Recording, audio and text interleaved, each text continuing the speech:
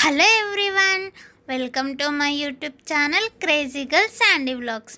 ఎలా ఉన్నారు అందరూ? నేనైతే చాలా బాగున్నాను. మీరు కూడా బాగుండాలని కోరుకుంటున్నాను. టుడే రెసిపీ వచ్చేసి మాలీజా లడ్డు.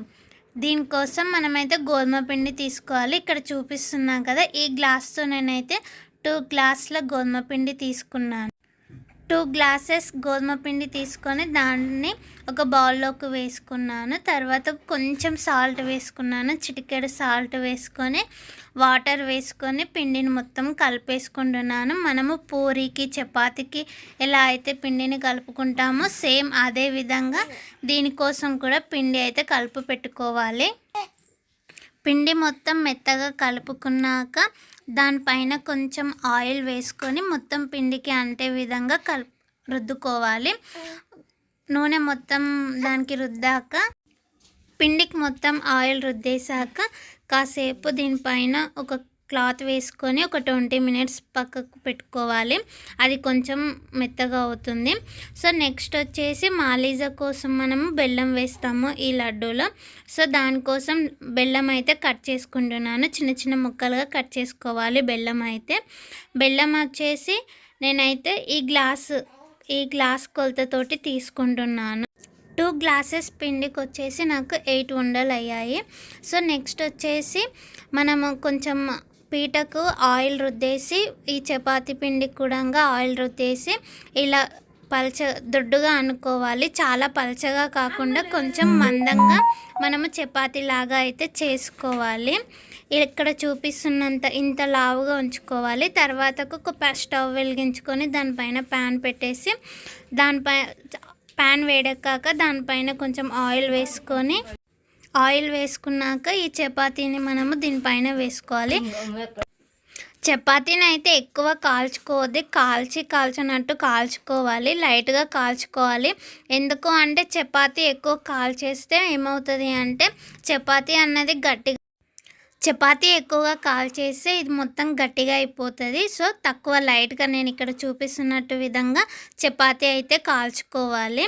సో చపాతీ కాలంగానే మనం బెల్లం కట్ చేసి పెట్టుకున్నాం కదా, వెంటనే దీంట్లోకి వేసుకొని చపాతీ అయితే ఇలా పిసికేయాలి బెల్లంతో. రిమైనింగ్ చపాతీస్ కూడా కాల్చుకొని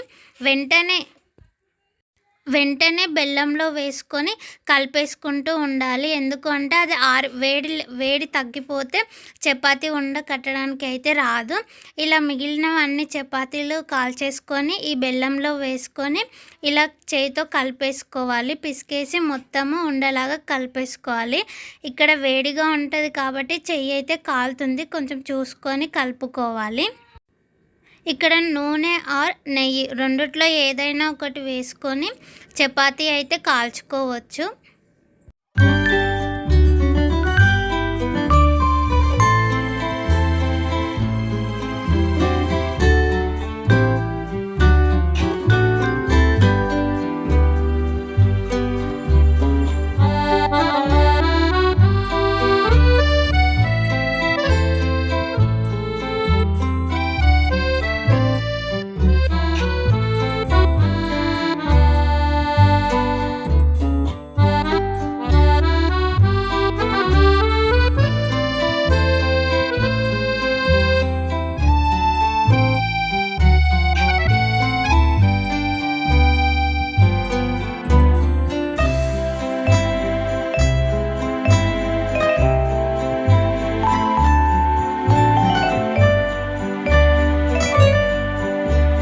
మిగిలిన చపాతీలు కూడా చేసుకొని కాల్చుకొని దీంట్లో వేసుకొని వెంటనే వేడిగా ఉన్నప్పుడే వేసుకొని ఇలా మొత్తం కలిపేసుకోవాలి. వేడిగా ఉన్నప్పుడు కలిపితేనే మనకు లడ్డు కట్టడానికి ఈజీగా అవుతుంది.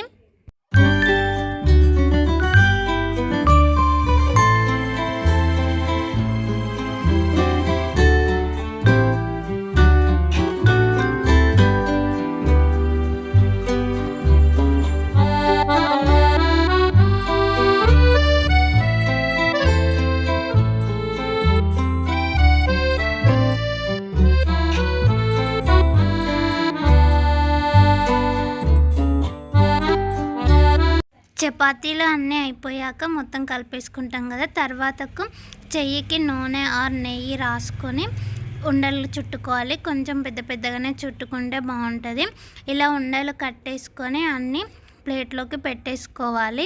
ఇవి ఆరాలి. కొంచెం సేపు ఒక 1 అవర్ పాటు బయట పెట్టుకోండి. ఇవి కొంచెం గట్టి పడతాయి. ఈ మాలీజా లడ్డూలను మనము 2-3 రోజులు కూడా స్టోర్ చేసుకోవచ్చు ఒక బాక్స్లో పెట్టుకొని. ఇలా లడ్డూలు మొత్తం చుట్టేసుకొని ఒక ప్లేట్లో సర్వ్ చేసుకోవాలి. లడ్డు అయితే చాలా బాగా వచ్చింది టేస్ట్ అయితే. మాలీజా లడ్డు ఈ కొలతలతో మీరు కూడా మీ ఇంట్లో ఒకసారి ట్రై చేసి చేసుకోండి. లడ్డు టేస్ట్ అయితే సూపర్గా వచ్చిందండి. మా ఇంట్లో అయితే ఇదే ఫస్ట్ టైం మేము చేసాము. నా వీడియో కనుక మీకు నచ్చినట్లయితే లైక్ చేయండి, షేర్ చేయండి, కామెంట్ చేయండి friends. Subscribe to my YouTube channel crazy girl Sandy vlogs. మీరు కూడా ఈ లడ్డూను మీ ఇంట్లో చేసుకొని ఎలా వచ్చింది అన్నది నాకు కామెంట్ బాక్స్లో కామెంట్ చేయండి. Thank you. బాయ్.